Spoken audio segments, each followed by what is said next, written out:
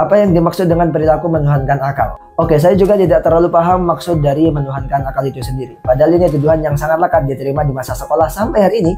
Mempertanyakan tentang A tidak setuju lalu memprotes disebut menuhankan akal. Mempertanyakan Tuhan disebut menuhankan akal. Mempertanyakan kitab suci disebut menuhankan akal. Mencurigai kebenaran A, B, dan C disebut menuhankan akal. Memiliki pendapat yang sedikit berbeda disebut menuhankan akal. Sederhananya begini, kalau saya tidak boleh bertanya tentang segala sesuatu yang terlintas di otak saja, buat apa saya dikasih akal? Paling kocak menerima hadikan seperti ini. Akal manusia itu terbatas. Oke, terbatas bukan berarti tidak bisa atau menghalangi. Contohnya, orang yang hidup tanpa anggota tubuh yang lengkap tetap bisa hidup bahagia dan berkarya. Saya selalu percaya bahwa segala sesuatu dipandang tidak masuk akal hanya sampai ketika jawabannya sudah ada. Contoh, Thomas Alva Edison di zamannya tidak ada yang mempercayai bahwa akan ada penerangan di malam hari. Sampai-sampai dia dituduh gila atas eksperimennya yang berulang kali menuai kegagalan.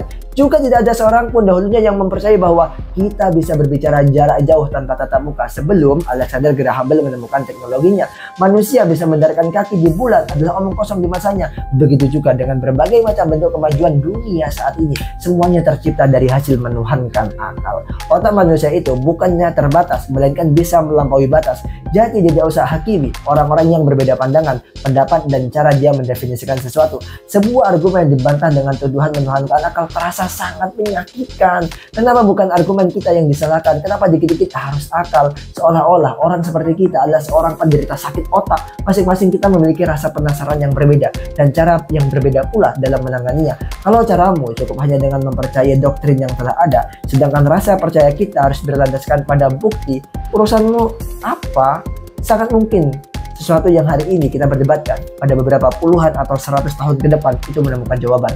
Proses manusia dalam memungkinkan sesuatu yang tidak mungkin adalah berawal dari menuhankan akal.